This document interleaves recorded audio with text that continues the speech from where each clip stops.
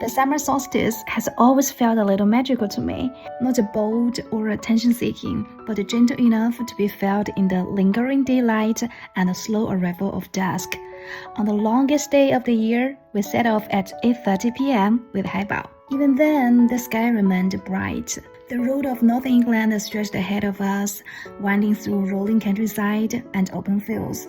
Through the car window drifted the scent of sun-warmed grass and freshly cut hedgerows, one of those unmistakable fragrances that instantly announces the arrival of an English summer. The world seemed suspended in a pool of golden light. It was late, and yet it wasn't. The day was ending, and yet it felt as if there were still hours left to live inside it. Half an hour later, we arrived in Durham. To reach the viewpoint, we walked through one of Durham University's colleges.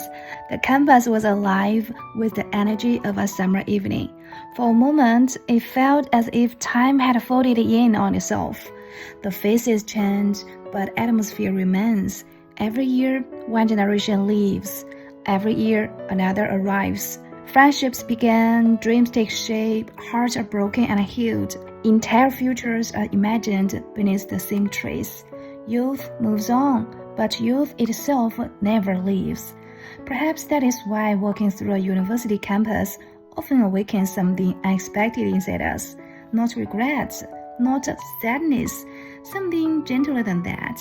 A quiet gratitude for the people we once were.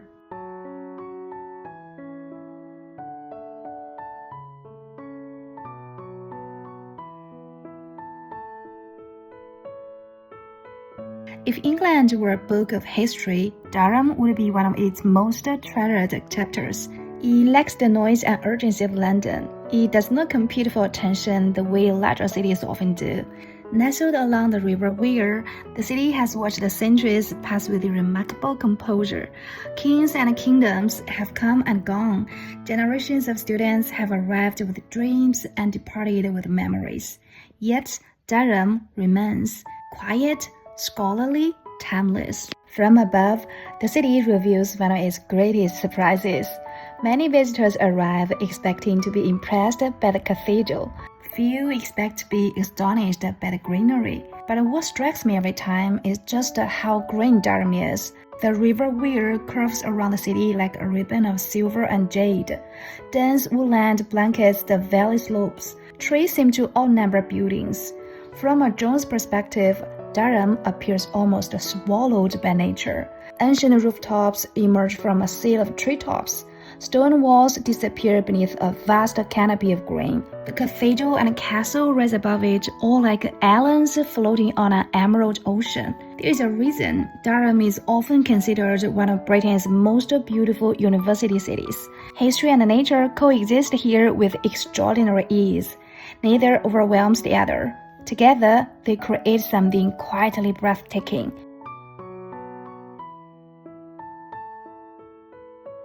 At the summit, students were already scattered across the grassy slope. Some had brought picnic chairs, others sat with guitars resting beside them. Couples leaned against one another, while groups of friends chatted and laughed in circles.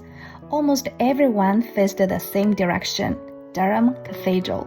For nearly 1,000 years, it has watched over Durham, surviving wars, storms, and countless lives that have unfolded beneath its towers. And then, naturally, Haibao became the star attraction.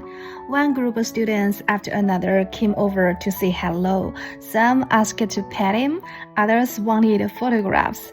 Many simply stopped to tell him how handsome he was.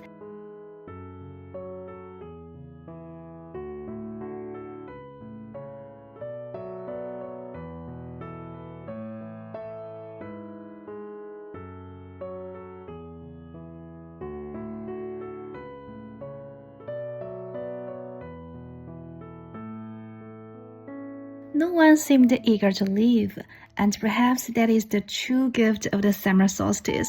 Not simply that it offers the longest day of the year, but that it reminds us how precious passing moments can be.